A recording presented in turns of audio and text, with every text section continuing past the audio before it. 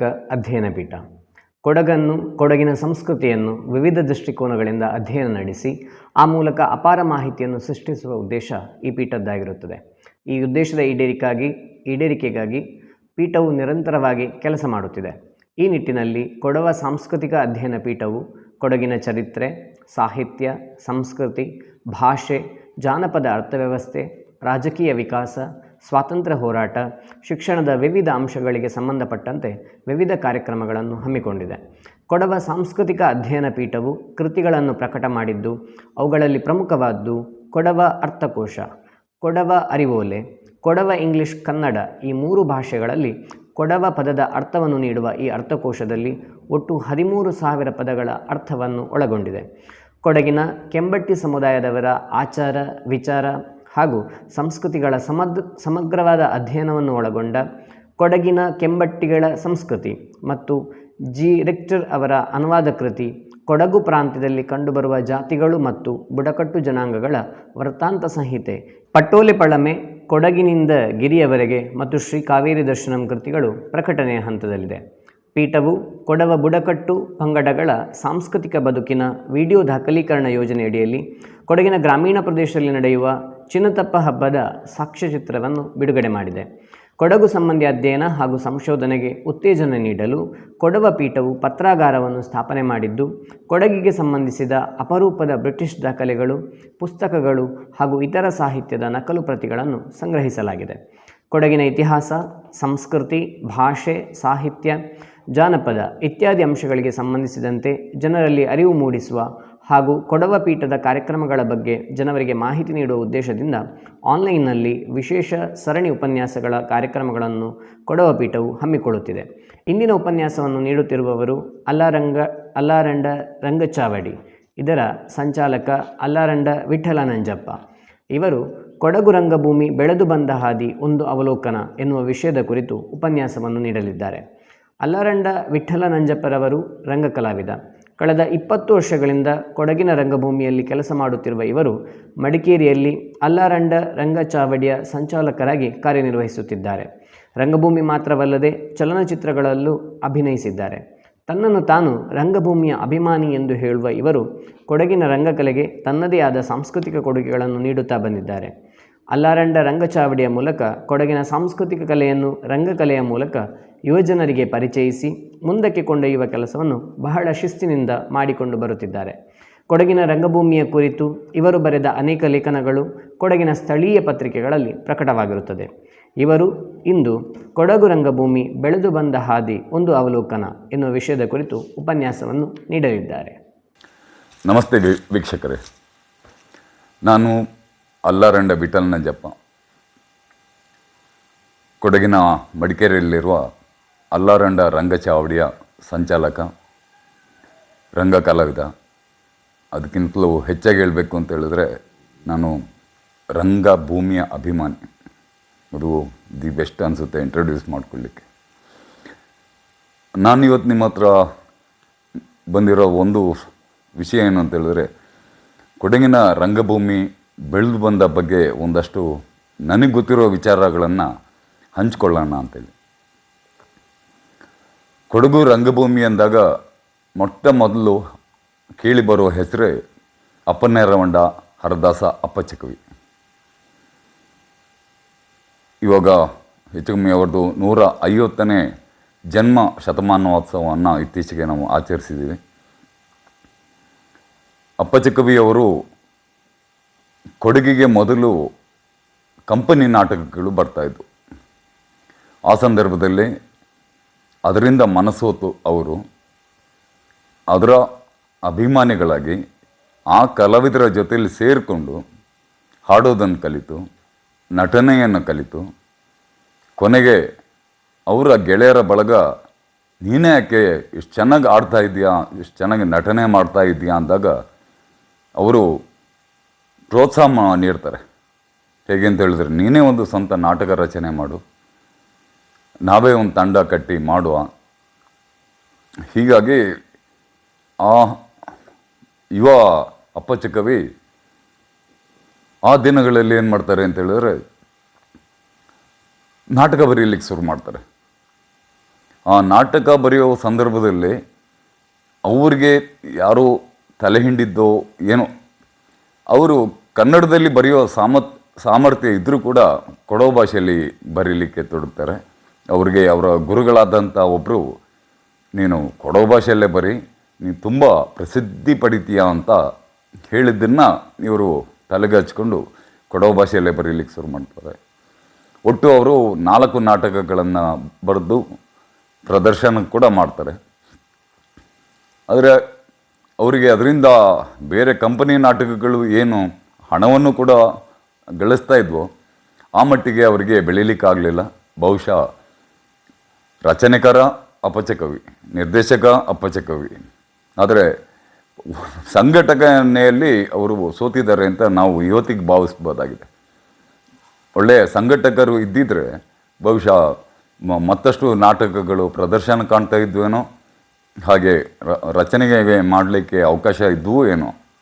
ಯಾಕಂದರೆ ಆ ಟೈಮ್ನಲ್ಲಿ ಅಪ್ಪಚಕವಿ ಸೋತೋಗಿ ಒಂದು ಮಾತನ್ನು ಹೇಳ್ತಾರೆ, ಕಲೆ ಸಾಹಿತ್ಯ ಸಂಸ್ಕೃತಿಗೆ ಕೊಡಗು ಹೇಳಿದ್ದ ನಾಡಲ್ಲ ಅನ್ನೋ ಒಂದು ಮಾತನ್ನು ಅವರು ಹೇಳಿಬಿಡ್ತಾರೆ. ಯಾಕಂದರೆ ಅಷ್ಟು ನೊಂದಿದ್ರು ಅವರು ಆ ಸಮಯದಲ್ಲಿ. ಆದರೆ ಎಲ್ಲೋ ಒಂದು ಅವಲೋಕನ ನಡೆಸಿದಾಗ ಅಪ್ಪಚ್ಚಕವಿ ಕೊಡವ ಭಾಷೆಗಿಂತ ಕನ್ನಡದಲ್ಲಿ ಬರೋದು, ಮತ್ತು ಇವತ್ತಿನ ಸಿನಿಮಾಗಳನ್ನು ವಿತರಣೆಗೆ ನಾವು ಹೇಗೆ ಕಾಂಟ್ರಾಕ್ಟ್ ಕೊಡ್ತೀವೋ ಅಥವಾ ವಿತರಕರಿಗೆ ಕೊಡ್ತೀವೋ ಆ ಒಂದು ಪ್ರಯತ್ನವನ್ನು ಆ ಸಂದರ್ಭದಲ್ಲಿ ಮಾಡಿದ್ದಿದ್ರೆ ಕರ್ನಾಟಕದಾದ್ಯಂತ ಅಪ್ಪಚ್ಚಕವಿ ಹೆಸರು ಇರ್ತಾ ಇತ್ತು ಅನ್ನೋದು ನನ್ನ ಒಂದು ಭಾವನೆ ವೈಯಕ್ತಿಕವಾಗಿ. ಸೊ ಅಪ್ಪಚ್ಚಕವಿ ಒಂದು ಯಾತ್ರೆ ಆ ಸಂದರ್ಭದಲ್ಲಿ ಮುಗೀತದೆ. 1965ರಲ್ಲಿ ಹಿರಣ್ಣಯ್ಯನವರ ಕಂಪನಿ ನಾಟಕಗಳು ಯಾವಾಗ ಕೊಡಗಿಗೆ ಪ್ರವೇಶವನ್ನು ಮಾಡುತ್ತೋ ಅದು ಅಲ್ಲಿಗೆ ನಿಂತಿರಲಿಕ್ಕಿಲ್ಲ. ಬಹುಶಃ ಪ್ರತಿ ವರ್ಷ ಬೇಸಿಗೆಯಲ್ಲಿ ತನ್ನ ಪ್ರದರ್ಶನಗಳನ್ನು ಕೊಡ್ತಾ ಇದ್ದಿರ್ಬೋದು. ಅದ್ರ ಬಗ್ಗೆ ಕೊಡಗಿನಲ್ಲಿ ದಾಖಲೆ ಸಿಗ್ತಾ ಇಲ್ಲ. ಆದರೆ ಅದರ ಒಂದು ಇಂಪ್ಯಾಕ್ಟಾಗಿ ಅದರಿಂದ ಪ್ರಭಾವಿತಗೊಂಡು ಹವ್ಯಾಸಿ ತಂಡಗಳು ಹುಟ್ಕೊಂಡಿದ್ದಂತೂ ನಿಜ, ಆದರೆ ಅವು ದಾಖಲೆಯಲ್ಲಿ ಉಳಿದಿಲ್ಲ ಅನ್ನೋದು ದುರಂತ. ಆ ನಂತರದಲ್ಲಿ ಕಾವೇರಿ ಕಾಲೇಜು ಗೋಣಿಕೊಪ್ಪ ಪ್ರಾರಂಭ ಆಗುತ್ತೆ. ಕಾವೇರಿ ಕಾಲೇಜು ಗೋಣಿಕೊಪ್ಪದಲ್ಲಿ 1977ನೇ ಇಸ್ವಿಯಲ್ಲಿ ಯುವ ಜನೋತ್ಸವ ಅನ್ನೋ ಒಂದು ರಾಜ್ಯ ಮಟ್ಟದ ಕಾರ್ಯಕ್ರಮಕ್ಕೆ ಸ್ಪರ್ಧೆಗೆ ಕಾವೇರಿ ಕಾಲೇಜಿನ ವಿದ್ಯಾರ್ಥಿಗಳು ಒಂದು ನಾಟಕವನ್ನು ರಚಿಸ್ತಾರೆ. ಬಾದಲ್ ಸರ್ಕಾರ್ ಅಂತೇಳಿ. ಬಾದಲ್ ಸರ್ಕಾರ್ ಆ್ಯಕ್ಚುಲಿ ಎಮ್.ಎ. ಇಂದ್ರಜಿತ್ ಅವರ ರಚನೆಯ ನಾಟಕ. ಅದನ್ನು ಅವತ್ತಿನ ಕಾವೇರಿ ಕಾಲೇಜಿನ ಇಂಗ್ಲೀಷ್ ಉಪನ್ಯಾಸಕರಾದ ಎಸ್.ಆರ್. ರಮೇಶ್ ಇವರು ನಿರ್ದೇಶನ ಮಾಡ್ತಾರೆ. ಅದು ಎಷ್ಟರ ಮಟ್ಟಿಗೆ ಒಂದು ಪ್ರಭಾವ ಬೀರಿದೆ ಅಂದರೆ ಕೊಡಗು ರಂಗಭೂಮಿಗೆ, ಆ ನಾಟಕ ರಾಜ್ಯ ಮಟ್ಟದ ಸ್ಪರ್ಧೆಯಲ್ಲಿ ಭಾಗವಹಿಸಿ ಪ್ರಥಮ ಬಹುಮಾನವನ್ನು ಗಳಿಸ್ಕೊಳ್ಳುತ್ತೆ. ಪ್ರಥಮ ಬಹುಮಾನದೊಂದಿಗೆ 50,000 ರೂಪಾಯಿ ನಗದು ಬಹುಮಾನ ಕೂಡ ಅದು ಪಡೆಯುತ್ತೆ. ಇದರಿಂದ ಕೊಡಗಿನ ಜನ ತುಂಬ ಖುಷಿ ಪಡ್ತಾರೆ. ವಿಶೇಷವಾಗಿ ಕಾವೇರಿ ಕಾಲೇಜನ್ನು ಸ್ಥಾಪನೆ ಮಾಡಲಿಕ್ಕೆ ಕಾರಣಕರ್ತರಾದಂಥ ಚಕ್ಕೆರ ಮುತ್ತಣ್ಣ ಅವರು ಕೂಡ ಇದರಿಂದ ತುಂಬ ಪ್ರಭಾವಿತರಾಗ್ತಾರೆ. ಕಾವೇರಿ ಕಾಲೇಜಿನ ಉಪನ್ಯಾಸಕರಂತೂ, ಅವರ ಬಳಗವಂತೂ ತುಂಬ ಖುಷಿ ಪಡ್ತಾರೆ. ವಿದ್ಯಾರ್ಥಿಗಳು ತುಂಬ ಖುಷಿ ಪಡ್ತಾರೆ. ಹೀಗಾಗಿ ಅಲ್ಲಿ ಕಾವೇರಿ ಕಾಲೇಜಿನಲ್ಲಿ ಏನು ಮಾಡ್ತಾರೆ ಅಂತ ಹೇಳಿದ್ರೆ, ಈ 50,000 ರೂಪಾಯಿಗಳನ್ನು ಬಂಡವಾಳವನ್ನಾಗಿಸಿ ಅಲ್ಲಿಯ ಕಾಲೇಜಿನಲ್ಲೇ ಒಂದು ಥಿಯೇಟ್ರನ್ನು ಕಟ್ತಾರೆ, ಸಭಾಂಗಣವನ್ನು, ರಂಗಭೂಮಿಗೋಸ್ಕರ. ಇವತ್ತಿನ ಕಾವೇರಿ ಕಾಲೇಜು ಗೋಣಿಗೊಪ್ಪದಲ್ಲಿರುವ ಲೈಬ್ರರಿ ಏನಿದೆಯೋ ಅದು ಅವತ್ತಿನ ರಂಗ ವೇದಿಕೆಯಾಗಿತ್ತು.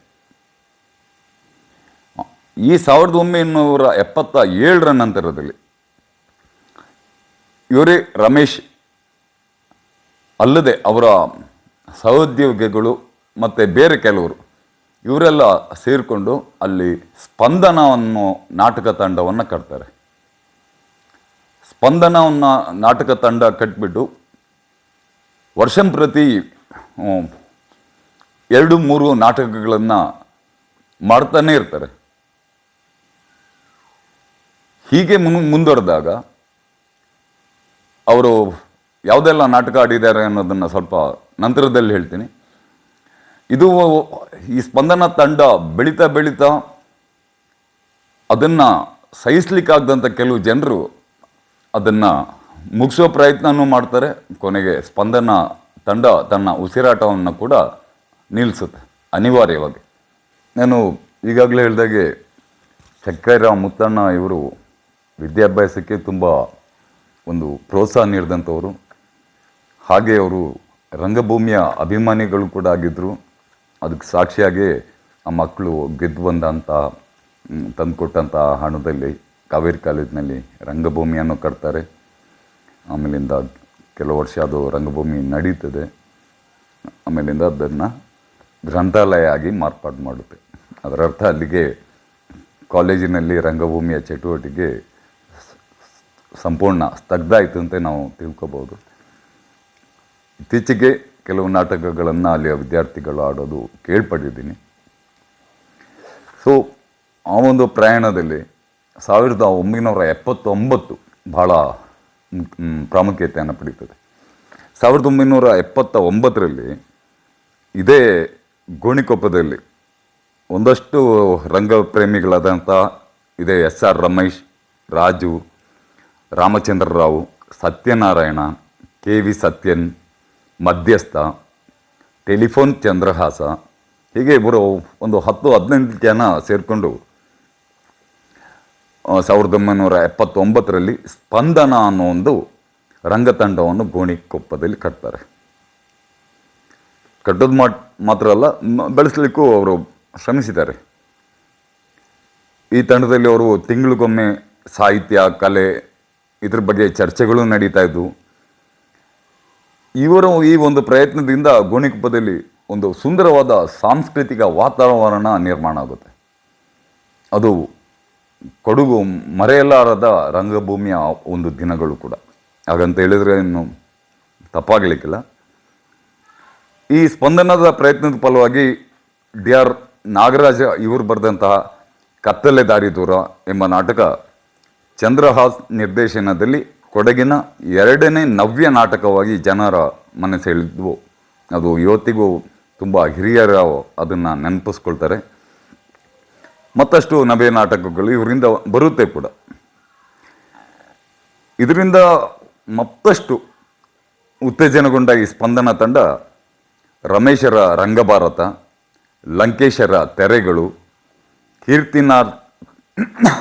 ಕೀರ್ತಿನಾಥ ಕುರ್ತಕೋಟಿಯವರ ಆಮನಿ, ಮಾಸ್ತಿಯವರ ಚಿಕ್ಕವೀರ ರಾಜೇಂದ್ರ, ಗಿರೀಶ್ ಕಾರ್ನಾಡರ ತುಘಲಕ್ ನಾಟಕ, ಇತರೆ ನಾಟಕಗಳನ್ನು ಹೆಚ್ಚು ಕಮ್ಮಿ ಒಂದು 4-5 ವರ್ಷದವರೆಗೆ ಪ್ರೇಕ್ಷಕರ ಹತ್ರ ಈ ಸ್ಪಂದನ ತಂಡ ಹೋಗ್ತಾ ಇತ್ತು.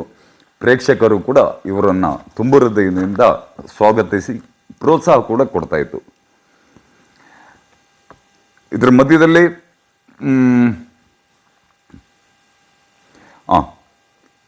ಇನ್ನು ಬಹಳ ಮುಖ್ಯವಾಗಿರೋದು ಗೋಣಿಕೊಪ್ಪದಲ್ಲಿ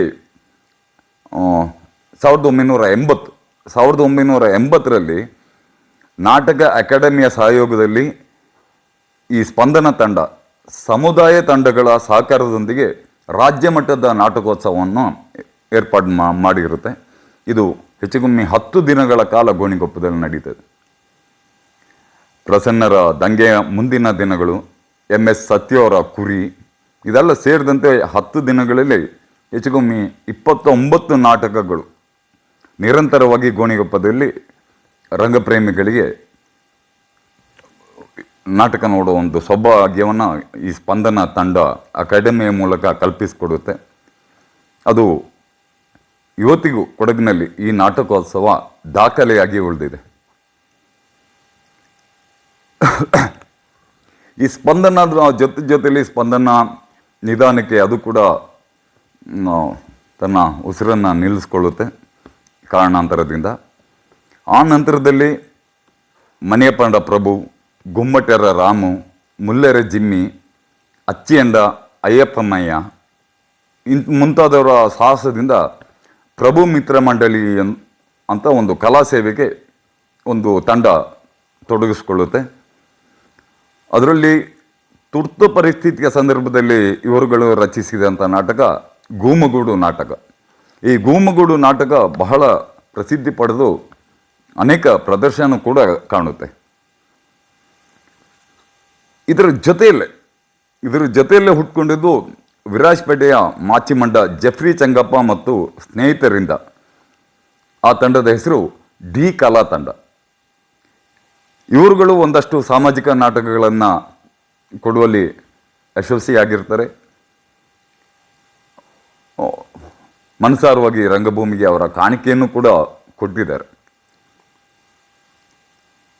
ವಿರಾಜಪೇಟೆ ತಾಲೂಕಲ್ಲಿ ರಂಗಭೂಮಿ ಚಟುವಟಿಕೆ ಒಂದರ ಮೇಲೆ ಒಂದರಂತೆ ನಡೆಯುತ್ತಿದ್ದಾಗ ಮಡಿಕೇರಿಯಲ್ಲಿ, ವಿರಾಜಪೇಟೆ ತಾಲೂಕು ಬೇರೆ, ಮಡಿಕೇರಿ ತಾಲೂಕು ಬೇರೆ, ಮಡಿಕೇರಿಯಲ್ಲಿ GS ಅಡವೀಶ್ ಮತ್ತು ಗೆಳೆಯರ ಬಳಗ ಅವರು ಈಶ್ ಮಿತ್ರ ಮಂಡಳಿ ಅನ್ನೋ ಒಂದು ತಂಡವನ್ನು ಕಟ್ತಾರೆ. G ಗೋಪಾಲಕೃಷ್ಣ ಮತ್ತವ್ರ ಗೆಳೆಯರು ಅವರು ಯುವಜನ ಕಲಾವೃಂದ ಅಂತ ಅವರು ಇನ್ನೊಂದು ತಂಡ ಕಟ್ತಾರೆ. ಹಸನಬ್ಬ ಮತ್ತೊಂದಷ್ಟು ಗೆಳೆಯರು ಸೇರಿ ಕೊಡಗು ಯುವಕ ಸಂಘ ಅಂತ ಇನ್ನೊಂದು ತಂಡ ಕಟ್ತಾರೆ.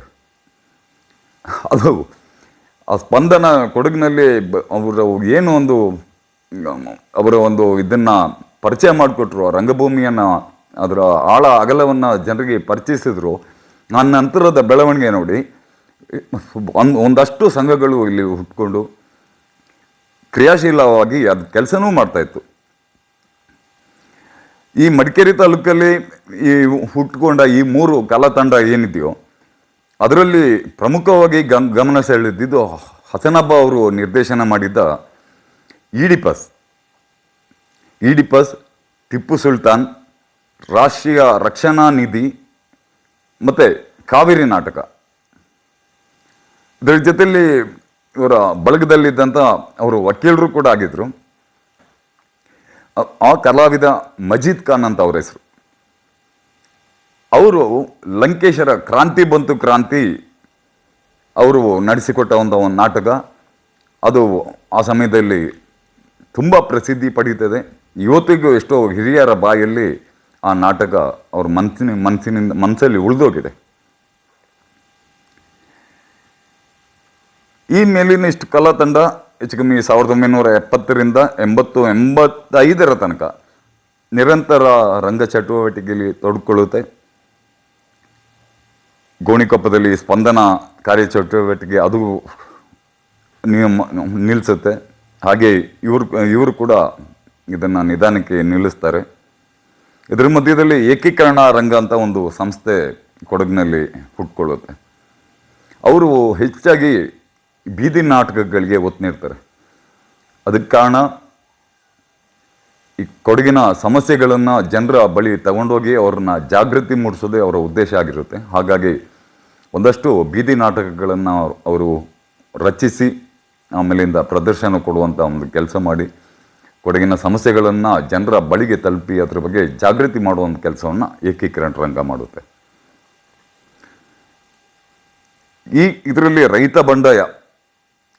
ರೈತ ಬಂಡಾಯ ಹುಬ್ಬಳ್ಳಿಯ ನವಿಲಗುಂದ ರೈತ ಚಳುವಳಿಗೆ ಬೆಂಬಲ ಸೂಚನೆ ಮಾಡಲಿಕ್ಕೋಸ್ಕರ ಇವರು ಹೊಸದಾಗಿ ಒಂದು ಬೀದಿ ನಾಟಕವನ್ನೇ ರಚನೆ ಮಾಡಿ ರಾಜ್ಯ ಮಟ್ಟದಲ್ಲಿ ಆ ನಾಟಕ ಪ್ರದರ್ಶನ ಹೆಸರು ಮಾಡುತ್ತೆ. ಆ ಮಟ್ಟಿಗೆ ಇಲ್ಲೊಂದು ರಂಗ ಚಳುವಳಿ ನಿಧಾನಕ್ಕೆ ನಡೀತಾನೆ ಬರುತ್ತೆ. ಆಮೇಲಿಂದ ಅದರಲ್ಲಿ ಅಮರ ಕವಿ ಅಪ್ಪಚ್ಚು ಅವ್ರದ್ದು ಆತ್ಮಚರಿತ್ರೆಯ ಒಂದು ನಾಟಕ, ಅದು ಸಂಗೀತ ಆಧಾರಿತ ನಾಟಕ ಆಗಿರುತ್ತೆ. ಅದು ಹೆಚ್ಚು ಕಮ್ಮಿ ಒಂದು 150 ಪ್ರದರ್ಶನ ಕರ್ನಾಟಕದ ಕೊಡಗು ಅಲ್ಲದೆ ಕರ್ನಾಟಕದ ಬೇರೆ ಬೇರೆ ಜಾಗದಲ್ಲಿ ಪ್ರದರ್ಶನ ಕಾಣುತ್ತೆ. ಅದಾದ ನಂತರದಲ್ಲಿ 1980ರಲ್ಲಿ ಅಡ್ಡಂಡ ಕಾರ್ಯಪ್ಪ, ರಾಜಶೇಖರ್, ತಿಮ್ಮಣ್ಣ, ಮೋಹನ್ ರಾಜ, ಚೆಪ್ಪುಡ್ರ ಮುತ್ತಪ್ಪ, ಕಾಂಡ್ಯರ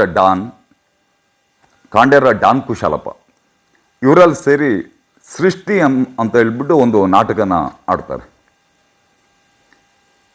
ಅದರ ಪರಿಣಾಮವಾಗಿ ಆ ಸೃಷ್ಟಿ ಕೂಡ ಅಷ್ಟೇ. ಆ ಸೃಷ್ಟಿ ನಾಟಕ ಬಹಳಷ್ಟು ಜನರಿಗೆ ಇಷ್ಟ ಆಗುತ್ತೆ.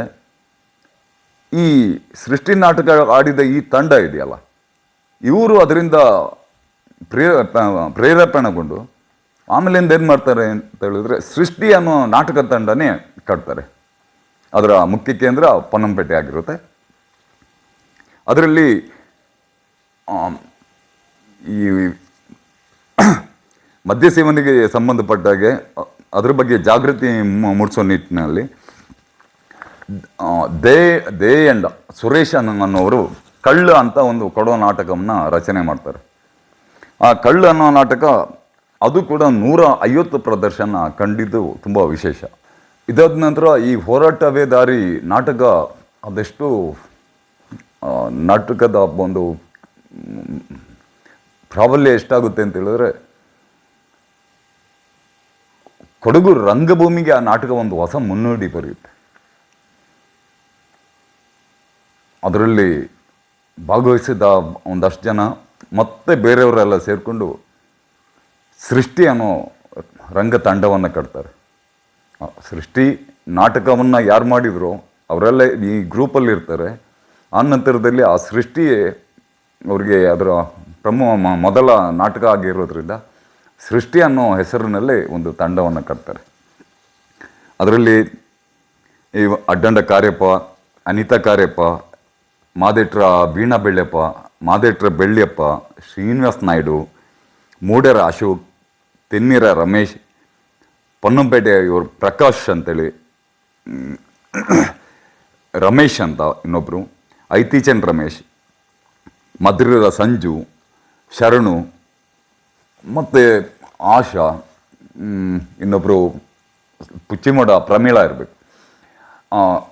ಇಂಥವರೆಲ್ಲ ಸೇರಿಕೊಂಡು ನಿರಂತರವಾಗಿ ಸೃಷ್ಟಿ ಕೊಡಗು ರಂಗವನ್ನು ಕಟ್ಟಿ ಬೆಳೆಸ್ತಾರೆ.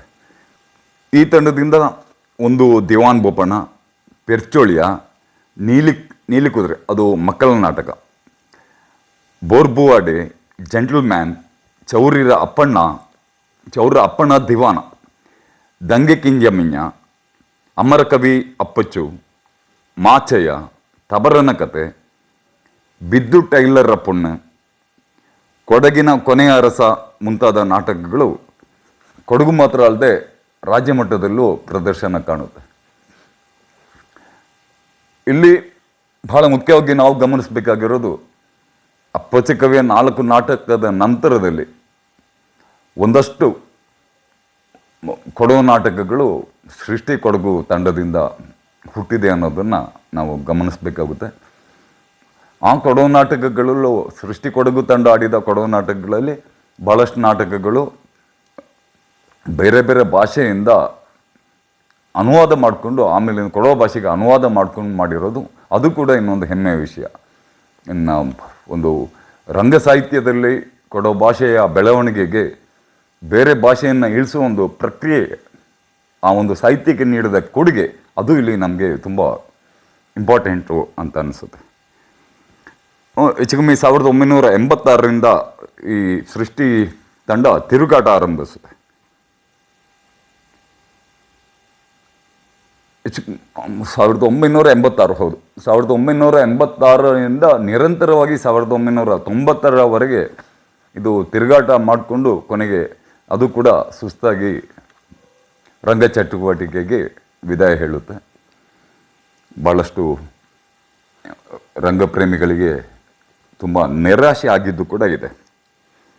1986-87 ಆ ಸಂದರ್ಭದಲ್ಲಿ ಮಡಿಕೇರಿಯಲ್ಲಿ ದಸರಾ ನಡಿಬೇಕಾದ್ರೆ ಇದಕ್ಕೂ ಕೂಡ ಪ್ರಾಮುಖ್ಯತೆ ಕೊಡ್ತಾಯಿದ್ರು ನಾಟಕಗಳಿಗೆ. ಒಂದು ಬೆರಳೆಣಿಕೆ ನಾಟಕ ತಂಡಗಳು ದಸರಾ ಉತ್ಸವದಲ್ಲಿ ಭಾಗವಹಿಸ್ತಾ ಇದ್ವು. ಕೆಲವು ಕಾಲೇಜ್ ಸ್ಟೂಡೆಂಟ್ಸ್ ಇರ್ಬೋದು ಅಥವಾ ಬೇರೆ ಬೇರೆ ಹವ್ಯಾಸಿ ತಂಡಗಳು ಇದರಲ್ಲಿ ಭಾಗವಹಿಸ್ತಾ ಇದ್ವು. ಹಾಗಾಗಿ ಮಡಿಕೇರಿಯಲ್ಲಿ ದಸರಾ ಬಂದಾಗ ಒಂದಷ್ಟು ನಾಟಕಗಳನ್ನು ನೋಡುವಂಥ ಒಂದು ಸೌಭಾಗ್ಯ ಇತ್ತು. ಅದೇ ಸಂದರ್ಭದಲ್ಲಿ ಹುಚ್ಚು ಕುದುರೆ ಕಲಾ ಸಂಘ ಅಂತೇಳಿ, ಅದು ಅಲ್ಲರಂಡ ವಿಠಲ್ ನಂಜಪ್ಪ ಇವರು ಸ್ಥಾಪನೆ ಮಾಡಿದ್ದು ಮೂರನಾಡಿನಲ್ಲಿ. ಅವರು ರಕ್ತ ಕಣ್ಣೀರು ಅನ್ನೋ ಒಂದು ನಾಟಕವನ್ನು ದಸರಾ ಸಂದರ್ಭದಲ್ಲಿ ಪ್ರದರ್ಶನ ಮಾಡಿರ್ತಾರೆ. ಆನಂತರದಲ್ಲಿ ಹುಚ್ಚುಕುದುರೆ ಕಲಾ ಸಂಘ ವಿರಾಜಪೇಟೆಯ ನಾಟಕೋತ್ಸವ, ವಿರಾಜಪೇಟೆಯಲ್ಲಿ ವಕೀಲರು ಕಲಾವಿದರು ಆದಂಥ ಪ್ರಮೋದ್ ಲಾಯರ್ ಅವರು ಅವರ ಬಳಗ ಸೇರಿಕೊಂಡು ವಿರಾಜಪೇಟೆ ನಾಟಕೋತ್ಸವವನ್ನು ಮಾಡಿರ್ತಾರೆ. ಆ ಸಂದರ್ಭದಲ್ಲಿ ಇದೇ ಅಲ್ಲಾರಂಡ ವಿಠಲ್ ನಂಜಪ್ಪ ಮತ್ತು ಶ್ರೀಹರಿ ಅನ್ನೋರು ಅವರು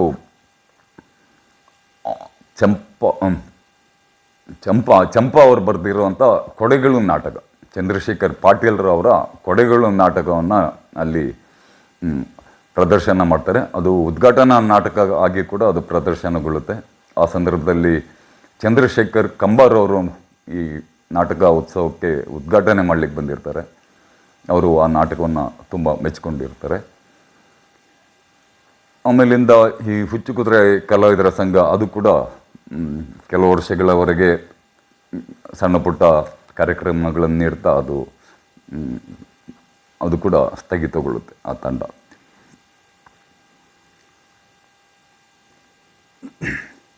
ಆಮೇಲಿಂದ ಹುಟ್ಕೊಂಡಿದ್ದು 2010-11ರಲ್ಲಿ. ಅದು ಅಲ್ಲಾರಂಡ ವಿಠಲ್ ನಂಜಪ್ಪ ಮತ್ತು ಅವ್ರ ಬಳಗ ಸೇರಿ ಅಲ್ಲಾರಂಡ ರಂಗಚಾವಡಿ ಅನ್ನೋದನ್ನು ಸ್ಥಾಪನೆ ಮಾಡ್ತಾರೆ ಮಡಿಕೇರಿಯಲ್ಲಿ. ಇದರಲ್ಲಿ ನಾಟಕಕ್ಕೆ ಒಂದು ಪ್ರೋತ್ಸಾಹ ಕೊಡುವ ಒಂದು ಉದ್ದೇಶ ಇಟ್ಕೊಂಡಿದ್ರು ಕೂಡ ಅಲ್ಲಾರಂಡ ರಂಗಚಾವಡಿ ರಂಗಭೂಮಿಗೆ ಪರಿಪೂರ್ಣವಾಗಿ ಏನು ಅದರ ಸೇವೆಯನ್ನು ಕೊಟ್ಟಿದೆ ಅಂತ ಹೇಳಲಿಕ್ಕಾಗೋದಿಲ್ಲ. ಆದರೆ ಚಣ್ಣೂರ ಅನ್ನೋ ಒಂದು ನಾಟಕವನ್ನು ಬರೆದು ಪ್ರದರ್ಶನ ಮಾಡಿರ್ತಾರೆ. ಅದು ಸ್ವಂತ ರಚನೆಯ ನಾಟಕ ಕೂಡ ಆಗಿರುತ್ತೆ. ಅದಲ್ಲದೆ ಅಲ್ಲಾರಂಡ ರಂಗಚಾವಡಿಯಿಂದ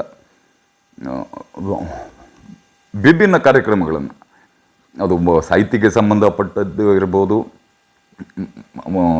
ವೈಚಾರಿಕತೆ ಚಿಂತನೆಗೆ ಸಂಬಂಧಪಟ್ಟಿದ್ದಿರ್ಬೋದು, ಜನಪದಕ್ಕೆ ಸಂಬಂಧಪಟ್ಟಿರ್ಬೋದು, ಈ ಥರದ್ದು ಹಲವಾರು ಕಾರ್ಯಕ್ರಮಗಳನ್ನು ಅಲ್ಲಾರಂಡ ರಂಗಚಾವಡಿ ಇದುವರೆಗೂ ನಡೆಸ್ಕೊಂಡು ಬರ್ತಾ ಇದೆ. ಅದ್ರ ಮಧ್ಯದಲ್ಲಿ ಅಲ್ಲಾರಂಡ ರಂಗಚಾವಡಿ ಹರದಾಸ ಅಪ್ಪಚ್ಚ ಕವಿಯ 30 ನಿಮಿಷದ ಸಾಕ್ಷ್ಯಚಿತ್ರ ನಿರ್ಮಾಣವನ್ನು ಕೂಡ ಮಾಡಿದೆ. ಅದನ್ನು ಅಲ್ಲಾರಂಡ ರಂಗಚಾವಡಿಯ ಅಲ್ಲಾರಂಡ ವಿಠಲ್ ಅವರ ನಿರ್ದೇಶನದಲ್ಲಿ ಅದು 30 ನಿಮಿಷದ ಚಿತ್ರ ಇವತ್ತಿಗೂ ಅದನ್ನು ಯೂಟ್ಯೂಬಲ್ಲಿ ನೋಡ್ಬೋದು.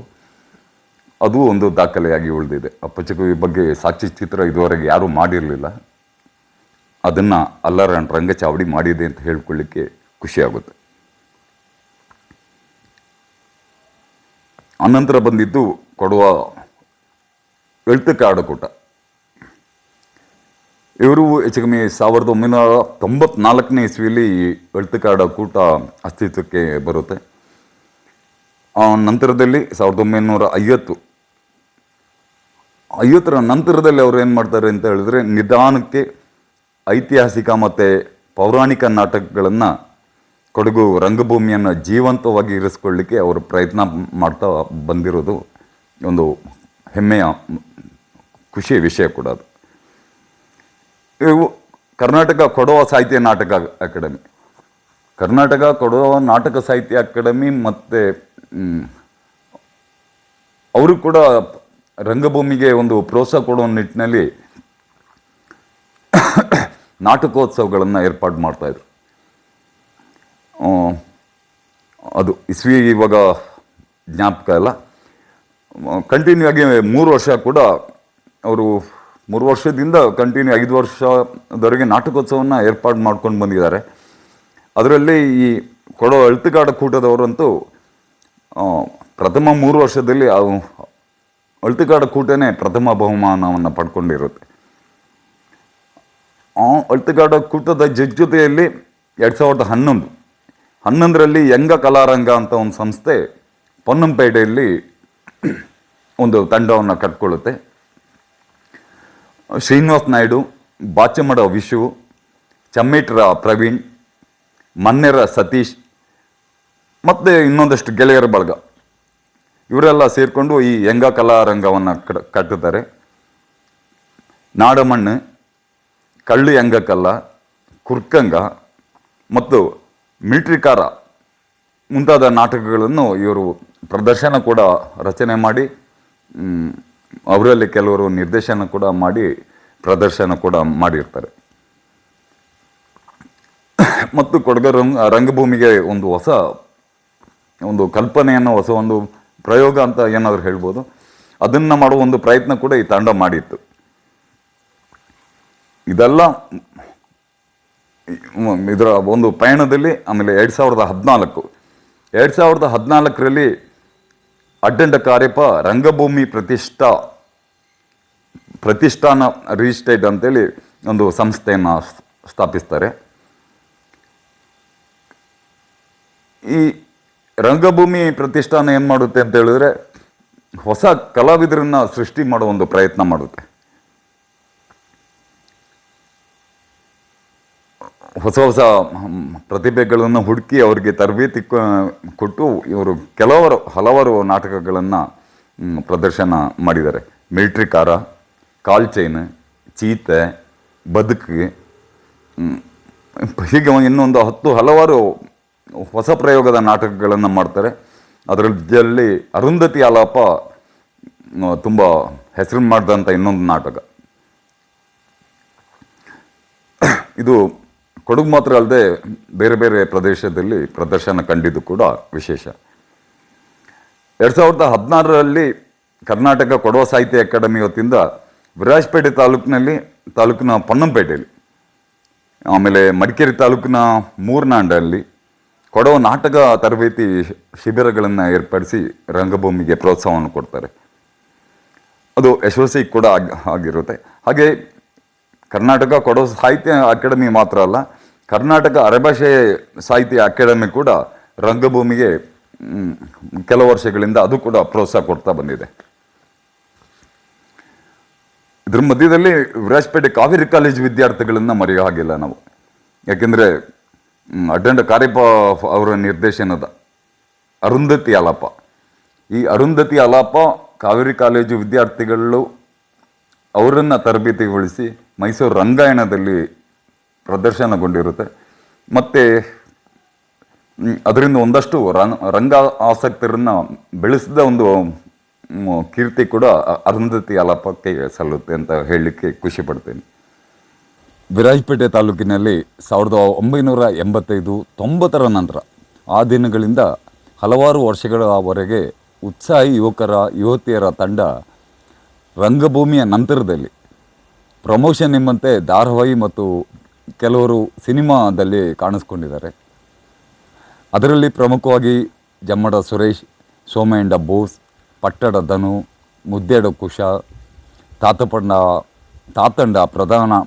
ತಾತಂಡ ಪ್ರಭಾನಾಣಯ, ಚೊಟ್ಟಂಡ ಲೋಕೇಶ್ ಮುಂತಾದ ಕೆಲವರು ರಂಗಭೂಮಿ ಕಲಾವಿದರ ಹೆಸರು ಇಂದಿಗೂ ಜನಮನದಲ್ಲಿ ಅಚ್ಚಳಿಯದೇ ಉಳಿದಿದೆ.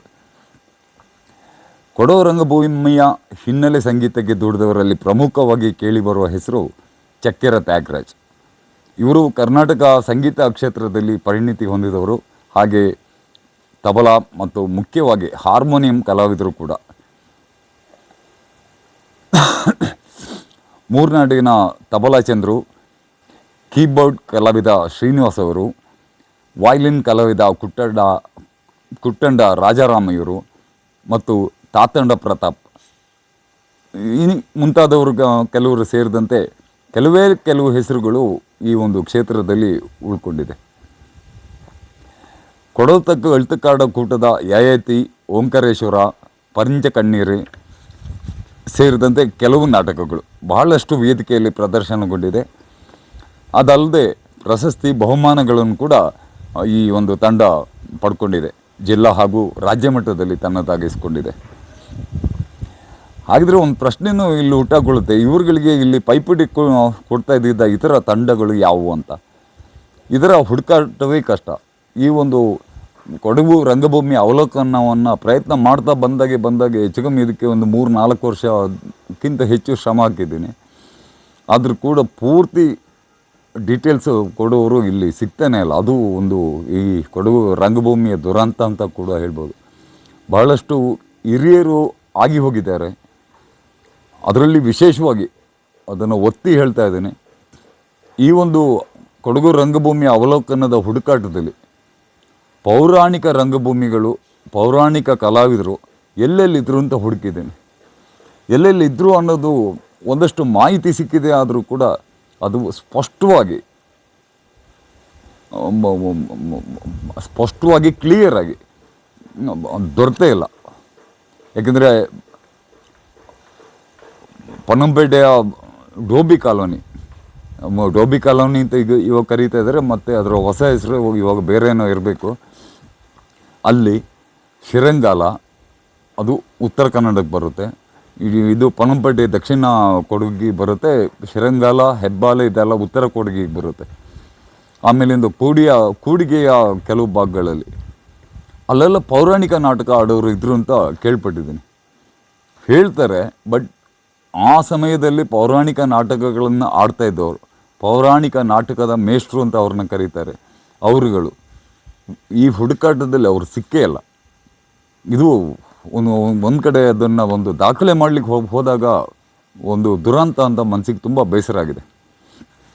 ಆಮೇಲೆ ಇತ್ತೀಚಿನ ರಂಗಭೂಮಿ ಕಲಾವಿದರಲ್ಲಿ ಬಾಸುಮ್ಮ ಕೊಡಗು, ಮಂಜು ಕೊಡಗು, ಪದ್ಮ ಕೊಡಗು ಅಲ್ಲದೆ ಜಬ್ಬಾರ್ ಸುಮ್ಮ ಕೊಡಗು ಅಂತಲೇ ಅವ್ರನ್ನ ಕರೀತಾರೆ.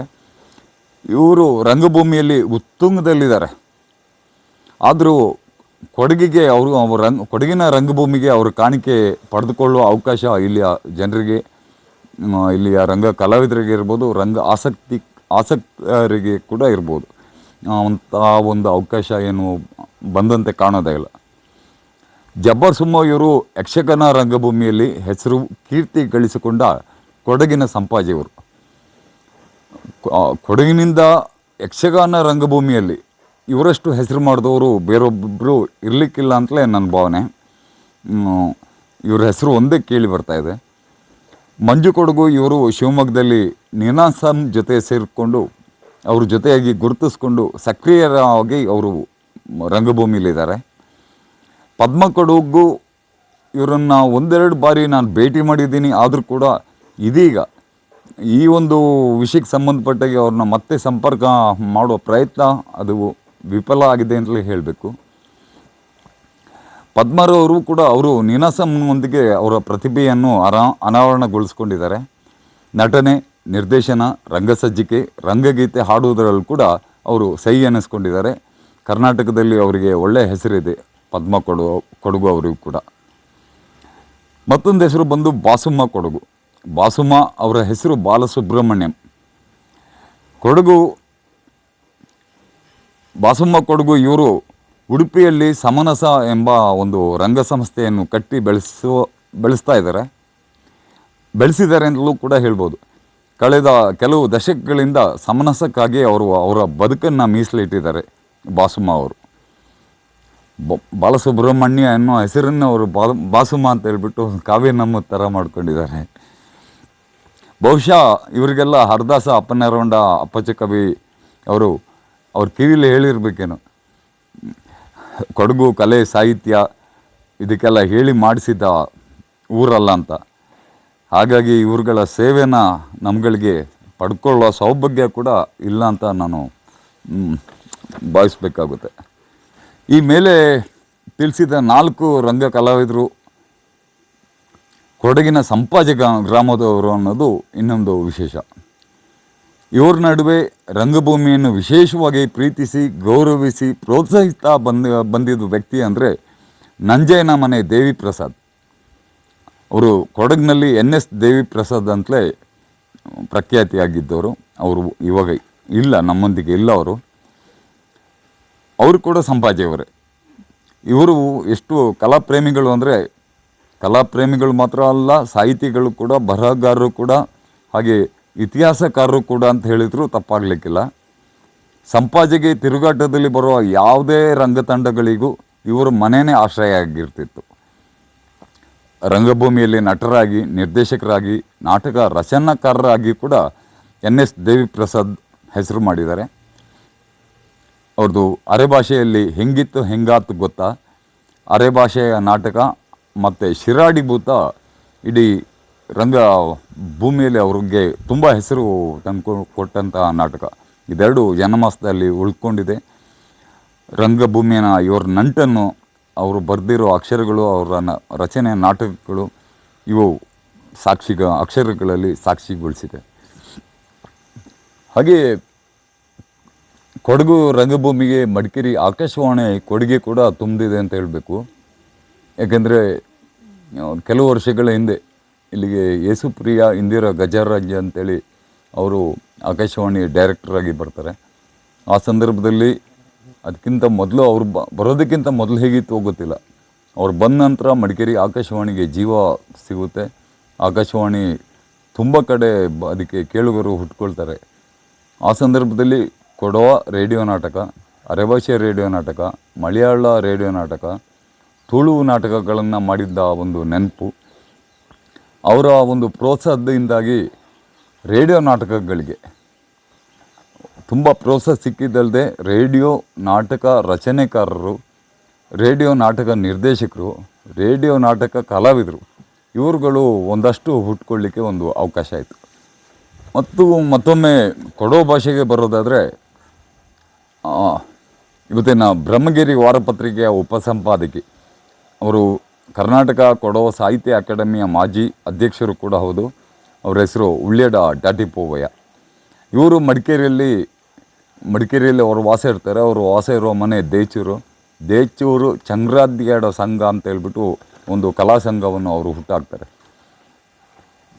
ಅವರು ಆ ಕಲಾ ಸಂಘ ಹುಟ್ಟಾಕಿದ್ದು ಒಂದು ಖುಷಿ ಪಡುವಂಥ ವಿಷಯ ಏನು ಅಂತ ಹೇಳಿದರೆ, ಮಕ್ಕಳಿಗಾಗಿ, ಮಕ್ಕಳ ರಂಗ ಚಟುವಟಿಕೆಗಾಗಿ ಕಟ್ಟಿದ ಕೊಡಗಿನ ಪ್ರಥಮ ರಂಗ ಸಂಸ್ಥೆಯಾಗಿ ಈ ದೇಚೂರು ಚಂಗ್ರಾದ್ಯಾಡ ಸಂಘ ಹುಟ್ಕೊಳ್ಳುತ್ತೆ.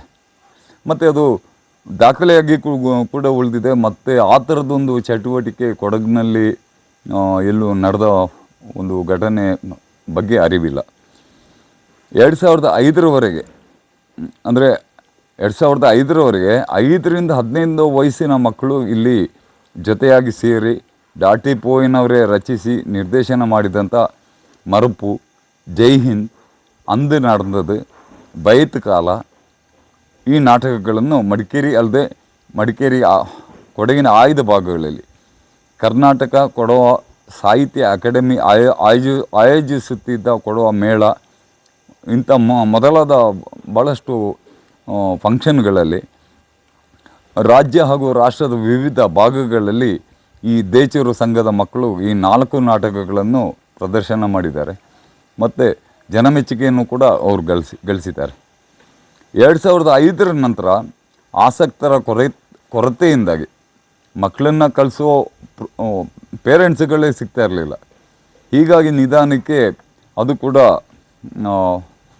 ಅದರ ಉಸಿರಾಟವನ್ನು ನಿಲ್ಲಿಸ್ತು ಅಂತಲೇ ಹೇಳಬೇಕು. ಅದ್ರ ಮಧ್ಯದಲ್ಲಿ ಶ್ರೀ ಚಿರೆಪಂಡ ರಾಜನಂಜಪ್ಪ ಇವರು ಕರ್ನಾಟಕ ಕೊಡವ ಸಾಹಿತ್ಯ ಅಕಾಡೆಮಿಯ ಅಧ್ಯಕ್ಷರಾಗ್ತಾರೆ. ಆ ಸಂದರ್ಭದಲ್ಲಿ ಇವರು ದಾಟಿಪೋಯಿನವರು ಏನು ಬರೆದಿದ್ರು 4 ನಾಟಕ, ಅದನ್ನು ಮರಪು 4 ಕೊಡವ ನಾಟಕ ಎಂಬ ಹೆಸರಿನಲ್ಲಿ 2007ರಲ್ಲಿ ಕರ್ನಾಟಕ ಕೊಡವ ಸಾಹಿತ್ಯ ಅಕಾಡೆಮಿ ಮುದ್ರಿಸಿ ಪ್ರಕಟಿಸಿದೆ. ಇಲ್ಲೊಂದು ವಿಶೇಷ ಏನು ಅಂತ ಹೇಳಿದ್ರೆ, ಅಪ್ಪಚ್ಚಿ ಕವಿ ಅವರ 4 ನಾಟಕ ಬಿಟ್ಟ ಮೇಲೆ ಕೊಡವ ಭಾಷೆಯ 4 ನಾಟಕಕ್ಕಾಗಿ ಇದು ವಿಶೇಷವಾಗಿ ದಾಖಲೆಯಾಗಿದೆ. ಶ್ರೀ ಕೋಳೇರ ಸನ್ನು ಇವರು ಅದ್ಭುತ ಕಲಾವಿದರು. ಕೊಡಗಿನಲ್ಲಿ ಇವರ ಹೆಸರು ಕೇಳದೆ ಅವರು ಯಾರೂ ಇರಲಿಕ್ಕಿಲ್ಲ. ಇವರು ರಂಗಭೂಮಿಯಲ್ಲಿ ಮತ್ತು ಸಿನಿ ಕ್ಷೇತ್ರದಲ್ಲೂ ಕೂಡ ಇವರು ಒಳ್ಳೆಯ ಒಂದು ಹೆಸರನ್ನು ತಗೊಂಡಿದ್ದಾರೆ. ಪಕ್ಕ ಅಪ್ಪಟ ರಂಗ ಕಲಾವಿದರು ಕೂಡ. ಅವರು ಪರಂಜ ಕಣ್ಣೀರು, ಬಾನತ್ ಮೀನು ನಾಟಕ ರಚನೆ ಮಾಡಿ ಪ್ರದರ್ಶಿಸಿದ್ದಾರೆ ಮತ್ತು ನಿರ್ದೇಶನ ಕೂಡ ಮಾಡಿದ್ದಾರೆ. ಅಲ್ಲದೆ ಬಹಳ ಜನಪ್ರಿಯ ರಂಗ ಕಲಾವಿದರು ಅಂತ ಮತ್ತೊಮ್ಮೆ ನಾನು ಹೇಳಬೇಕಾಗುತ್ತೆ. 1980-81ರಲ್ಲಿ ಮುಲ್ಲೆರೆ ಜಿಮ್ಮಿ ಮತ್ತು ಅವರ ಸಂಗಡಿಗರು ಅವರು ವಿರಾಜಪೇಟೆಯಲ್ಲಿ ಕರ್ನಾಟಕ ಕಲಾ ಸಂಘ ಎಂಬ ಸಂಸ್ಥೆಯನ್ನು ಹುಟ್ಟಾಕ್ತಾರೆ. ಆ ಸಂಸ್ಥೆ ಏನು ಮಾಡುತ್ತೆ ಅಂತ ಹೇಳಿದರೆ, ನಾಟಕ ಮತ್ತು ಸಂಗೀತಕ್ಕೆ ತುಂಬ ಒತ್ತು ನೀಡಿದ್ದಾರೆ. ಮುಲ್ಲೆರ ಜಿಮ್ಮಿ ಅವರು ವೈಯಕ್ತಿಕವಾಗಿ ಸಂಗೀತ ಪ್ರಿಯರು ಮತ್ತು ಅವರು ಸಂಗೀತಕ್ಕೆ ತುಂಬ ಧ್ವನಿಯಾಗಿದ್ದಾರೆ. ಒಂದಷ್ಟು ಸಂಗೀತ ರಚನೆಯನ್ನು ಕೂಡ ಮಾಡಿದ್ದಾರೆ.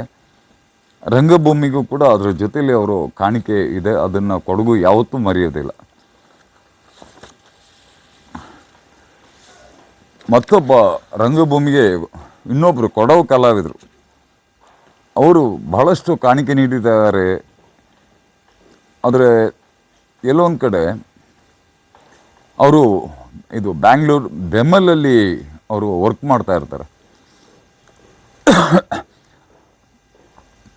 ಆ ಟೈಮಲ್ಲಿ ಅವರು ಅಲ್ಲೊಂದು ಸಂಘ ರಚನೆ ಮಾಡಿರ್ತಾರೆ. ಮೊದಲನೇದಾಗಿ ಅವರು ಅಪ್ಪಚಿಕ್ಕಬೈಯವರ ಕಾವೇರಿ ನಾಟಕವನ್ನು ಆಧಾರ ಮಾಡಿಕೊಂಡು ಆದಿಶ್ರೀ ಕಾವೇರಿ ಅನ್ನೋ ನಾಟಕವನ್ನು ರಚಿಸಿ ಪ್ರದರ್ಶನ ಮಾಡ್ತಾರೆ. ಚಿಕ್ಕಬೀರ ರಾಜೇಂದ್ರ ಅಂಡ ಬಾಳಪಾಟ್, ನಾಗಿ, ಪುದಿಯಕ್ಕಿ ಕೂಳು, ಬೈಂದವನೇ ಬೆಂದು, ಚೊಕ್ಕು ನವ ಚಿಕ್ಕು, ಜೇಡರ ಬಲೆ, ನೆತ್ತಿರ ಅಳ್ತು, ಧರ್ಮ ಸಂಕಟ, ಉಕ್ಕುವ ಪಾಲು, ಕುತ್ತುಂಬಳ್ಚ, ಈ ಎಲ್ಲ ನಾಟಕಗಳು ಬಿದ್ದಂಡ ಚಿಟ್ಟಿಯಪ್ಪ ಇವರ ರಚನೆ ಮತ್ತು ನಿರ್ದೇಶನದಲ್ಲಿ ಅದು ಪ್ರದರ್ಶನ ಕಂಡಿದೆ. ಬಹುಶಃ ಕೊಡವ ಭಾಷೆಯಲ್ಲಿ ಇವರಷ್ಟು ನಾಟಕ ರಚಿಸಿದವರು ಇನ್ನೊಬ್ಬರು ಇಲ್ಲ ಅಂತ ಅನಿಸುತ್ತೆ. ಬಹುಶಃ ಅವರಿಗೆ ಕರ್ನಾಟಕ ನಾಟಕ ಅಕಾಡೆಮಿ ಇವಾಗ ನಾಟಕ ಅಕಾಡೆಮಿ ಇವರಿಗೆ ಒಂದು ಪ್ರಶಸ್ತಿಯನ್ನು ಕೊಡೋದು ಕೂಡ ತುಂಬ ಒಳ್ಳೆಯದು ಅಂತ ಈ ಸಂದರ್ಭದಲ್ಲಿ ಹೇಳಲಿಕ್ಕೂ ಕೂಡ ಇಷ್ಟಪಡ್ತೀನಿ. ಇದ್ರ ಮಧ್ಯದಲ್ಲಿ ಡಾಕ್ಟರ್ ಕರಿಬಸಪ್ಪ ಅನ್ನೋರು ಸತ್ಯಮಂಡಲ ಅಂತ ಒಂದು ನಾಟಕ ರಚನೆ ಮಾಡಿ ಇಲ್ಲಿ ಪ್ರದರ್ಶನ ಮಾಡ್ತಾರೆ ಕೊಡಗಿನಲ್ಲಿ. ಕಲಿಯಂಡ ಸಾಬು ಅಯ್ಯಣ್ಣ ಇವರು ಕಲ್ಲಕೆರೆ ಮಾದೇವಿ ಅನ್ನೋ ನಾಟಕನ ಇವರು ಬರೆದು ನಿರ್ದೇಶನ ಮಾಡಿರ್ತಾರೆ.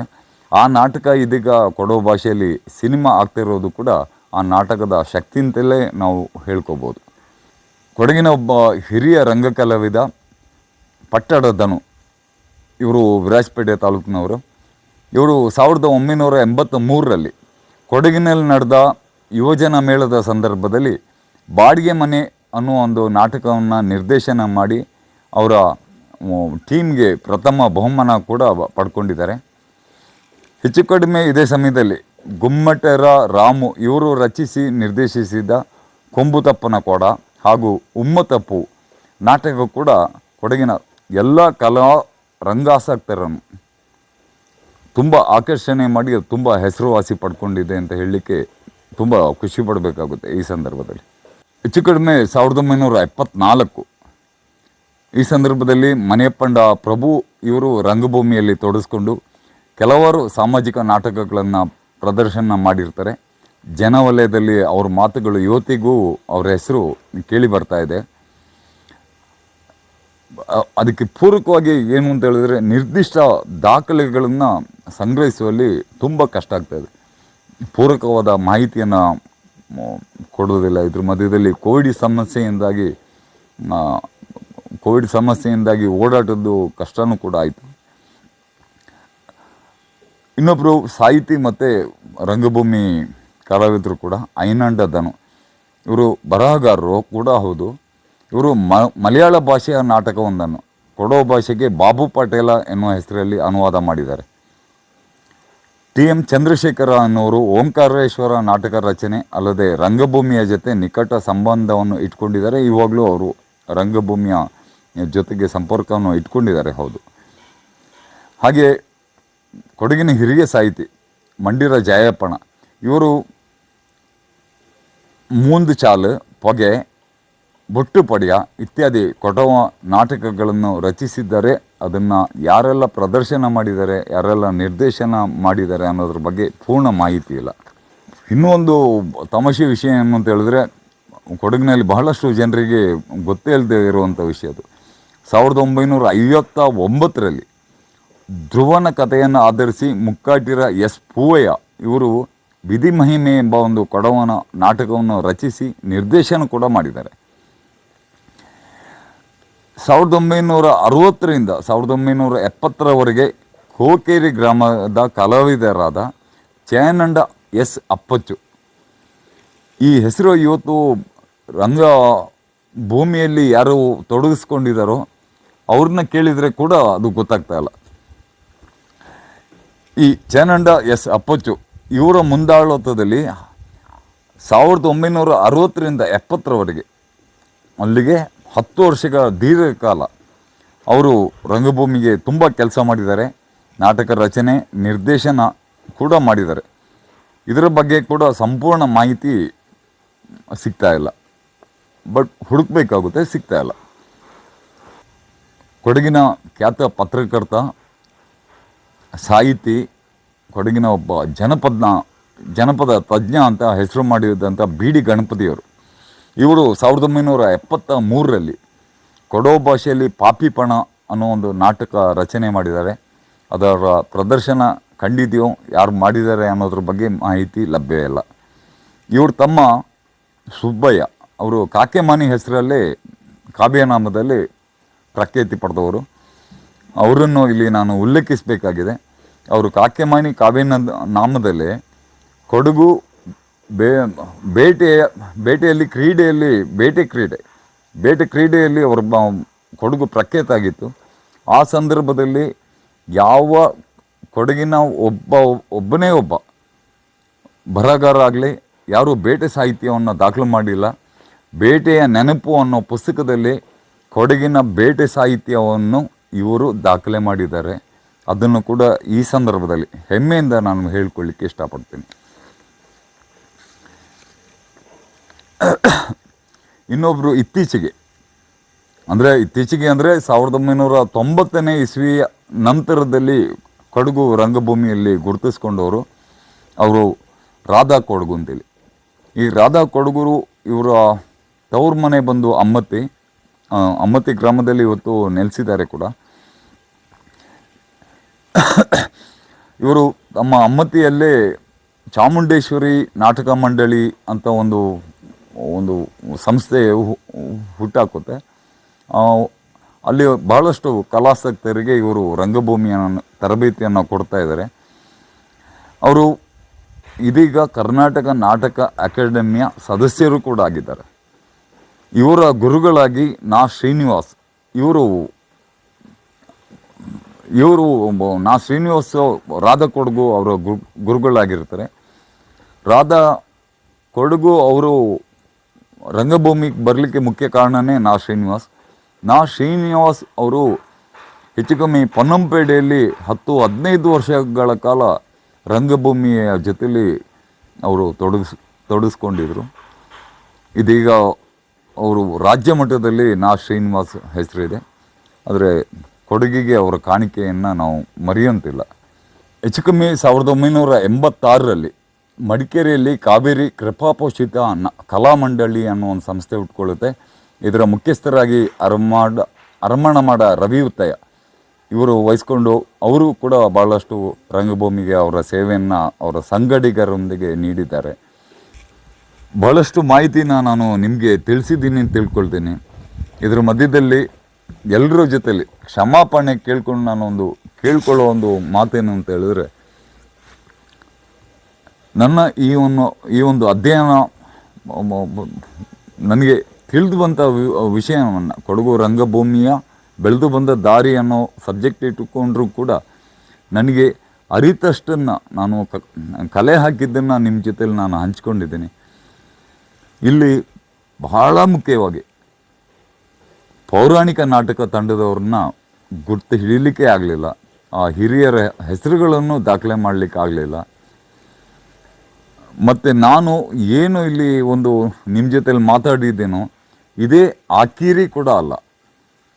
ಈ ನನ್ನ ದಾಖಲೆಯನ್ನು ಇಟ್ಕೊಂಡು ಮುಂದುವರೆದು ಕೊಡಗು ರಂಗಭೂಮಿಗೆ ಶ್ರಮ ಹಾಕಿದ ಭಾಳಷ್ಟು ಹಿರಿಯ ಕಲಾವಿದರನ್ನು ತಾವು ಹುಡುಕ್ಲಿಕ್ಕೆ ಇದು ಒಂದು ಮಾರ್ಗದರ್ಶನ ಆಗ್ಬೋದು ಅಂತ ನಾನು ತಿಳ್ಕೊಳ್ತೀನಿ. ಇತ್ತೀಚೆಗೆ ಕೆಲವರಿಗೆ ಕರ್ನಾಟಕ ನಾಟಕ ಅಕಾಡೆಮಿ ಕೆಲವರಿಗೆ ಪ್ರಶಸ್ತಿಗಳನ್ನು ಘೋಷಣೆ ಮಾಡಿದೆ. ಅದರಲ್ಲಿ ಈ ವರ್ಷ ಕಲೆಯಂಡ ಸರಸ್ವತಿ ಚೆಂಗಪ್ಪ ಅವರಿಗೆ ಈ ವರ್ಷ ಕರ್ನಾಟಕ ನಾಟಕ ಅಕಾಡೆಮಿಯಿಂದ ಬಳ್ಳಾರಿಯಲ್ಲಿ ಪ್ರಶಸ್ತಿಯನ್ನು ಕೊಟ್ಟಿದ್ದಾರೆ.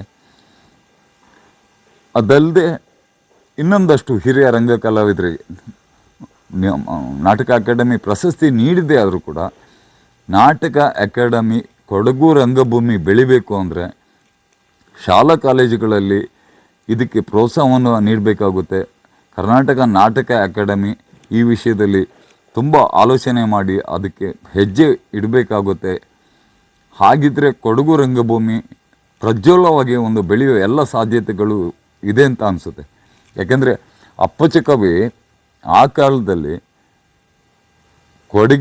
ಕೊಡಗಿನಲ್ಲಿ ಕಲೆ ಸಾಹಿತ್ಯಕ್ಕೆ ಬೆಲೆ ಇಲ್ಲ ಅಂತ ಆ ಥರ ಒಂದು ತೀರ್ಮಾನ ಮಾಡಿದ್ದಿದೆ. ಆದರೆ ಇಲ್ಲಿ ಒಂದು ಮಾತು ನನಗೆ ಸಂಶಯ ಕಾಡುತ್ತೆ. ಬೇರೆ ಕಲಾವಿದರು ಹೇಗೆ ಬಂದು ಕೊಡಗಿನಲ್ಲಿ ಅವರ ಕಲೆಯನ್ನು ವ್ಯಕ್ತಪಡಿಸಿ ಅವ್ರ ಪಾಡಿಗೆ ಅದನ್ನು ಏನು ಮಾರ್ಕೆಟ್ ಮಾಡ್ತಾಯಿದ್ರು, ಇವತ್ತು ಸಿನಿಮಾ ಇಂಡಸ್ಟ್ರಿ ಹೇಗೆ ಮಾರ್ಕೆಟಿಂಗ್ ಮಾಡ್ತಾ ಇದೆಯೋ ಅದನ್ನು ಅವರು ಬೇರೆ ಜಿಲ್ಲೆಯವರು ಬಂದು ಕೊಡಗಿನಲ್ಲಿ ಮಾಡ್ತಾಯಿದ್ರು. ಅಪ್ಪಚ್ಚ ಕವಿ ಅವರಿಗೆ ನಾಟಕ ರಚನೆ, ನಿರ್ದೇಶನ, ಆ ತಂಡವನ್ನು ಕಟ್ಟೋದು, ಈ ಎಲ್ಲದರ ಒಳಗಡೆ ಒಂದು ಕ್ರಿಕೆಟ್ ಟೀಮಿನ ನಾಯಕನಿಗೆ ಎಷ್ಟು ಪ್ರೆಷರ್ ಇರುತ್ತೆ ಅಂತ ನಿಮ್ಗೆ ಅರ್ಥ ಆಗ್ಬೋದು. ಅದೇ ಥರದಲ್ಲಿ ಅಪ್ಪಚ್ಚ ಕವಿಗೆ ಆ ಎಲ್ಲವನ್ನು ತಡ್ಕೊಳ್ಳೋ ಶಕ್ತಿ ಇದ್ದಿರಲಿಕ್ಕಿಲ್ಲ ಅಂತ ನಾನು ಭಾವಿಸ್ತೀನಿ. ಹಾಗಾಗಿ ಇಲ್ಲಿ ಈ ಒಂದು ಇಷ್ಟು ಜನರು ಕೊಡಗು ರಂಗಭೂಮಿಗೆ ಕೆಲಸ ಮಾಡಿದ್ದಾರೆ. ಇವ್ರಿಗಿಂತ ಇನ್ನೂ ಹೆಚ್ಚು ಜನರು ಇದ್ದಾರೆ. ಅವರ ಎಲ್ಲ ಹೆಸರುಗಳನ್ನು ನನಗೆ ಇಲ್ಲಿ ಹೇಳಲಿಕ್ಕಾಗಿಲ್ಲ, ನನ್ನ ಒಂದು ಅರಿವಿಗೆ ಬಂದಿಲ್ಲ. ಹಾಗಾಗಿ ಆದರೆ ಇಷ್ಟು ಒಂದು ಸಮಗ್ರವಾಗಿ ಕೊಡಗು ರಂಗಭೂಮಿ ಕಲಾವಿದರನ್ನು ಇಟ್ಕೊಂಡಿದೆ ಅಂದರೆ ಇಲ್ಲಿ ಕಲೆಗೆ ಪ್ರೋತ್ಸಾಹ ಇದೆ, ಇಲ್ಲಿ ಕಲೆಯ ಬೆಳವಣಿಗೆಗೆ ಎಲ್ಲ ಥರದ್ದು ಅವಕಾಶ ಇದೆ. ಕೊಡಗು ಕಲೆಗೆ, ಸಾಹಿತ್ಯಕ್ಕೆ, ರಂಗಭೂಮಿಗೆ ಹೇಳಿ ಮಾಡಿಸಿದ ಜಾಗ ಅಲ್ಲ ಅನ್ನೋ ಒಂದು ಏನು ತಪ್ಪು ಮಾಹಿತಿ ಇದೆಯೋ ಅದನ್ನು ತೆಗಿಲಿಕ್ಕೆ ಇವತ್ತು ಸರ್ಕಾರದ ಮುಖಾಂತರ ಕರ್ನಾಟಕ ನಾಟಕ ಅಕಾಡೆಮಿ ಇರ್ಬೋದು, ಕರ್ನಾಟಕ ಜಾನಪದ ಅಕಾಡೆಮಿ ಇರ್ಬೋದು, ಇವುಗಳು ಮುತುವರ್ಜಿ ವಹಿಸಿ ಈ ಒಂದು ಕೆಲಸವನ್ನು ಮಾಡಲಿಕ್ಕೆ ಅವರು ಮುಂದೆ ಹೆಜ್ಜೆ ಇಟ್ಟರೆ ಅವರ ಹಿಂಬಾಲಕರಾಗಿ ಭಾಳಷ್ಟು ಉತ್ಸುಕ ಇರುವ ಕಲಾವಿದರು ಈ ಕೊಡಗಿನಲ್ಲಿ ಹುಡ್ತಾರೆ. ಕೊಡಗು ಸಮೃದ್ಧವಾದಂಥ ಜನಪದ ಕಲಾವಿದರನ್ನು ಕಟ್ಟಿಕೊಡುತ್ತೆ, ಸಮೃದ್ಧವಾದಂಥ ಕೊಡಗು ರಂಗಭೂಮಿಯನ್ನು ಕೂಡ ಕಟ್ಟಿಕೊಡುತ್ತೆ. ಇಷ್ಟು ಹೇಳಿ ನನ್ನ ಮಾತನ್ನು ಮುಗಿಸ್ಲಿಕ್ಕೆ ಇಷ್ಟಪಡ್ತೀನಿ. ನಮಸ್ಕಾರ. ಕೊಡಗು ರಂಗಭೂಮಿ ಬೆಳೆದು ಬಂದ ಹಾದಿ ಒಂದು ಅವಲೋಕನದ ಕುರಿತು ತಮ್ಮ ಉಪನ್ಯಾಸವನ್ನು ನೀಡಿದಂತಹ ಅಲ್ಲಾರಂಡ ರಂಗಚಾವಡಿಯ ಸಂಚಾಲಕರಾದ ಅಲ್ಲಾರಂಡ ವಿಠ್ಠಲ ನಂಜಪ್ಪರವರಿಗೆ ವಿಭಾಗದ ಪರವಾಗಿ ಧನ್ಯವಾದಗಳು.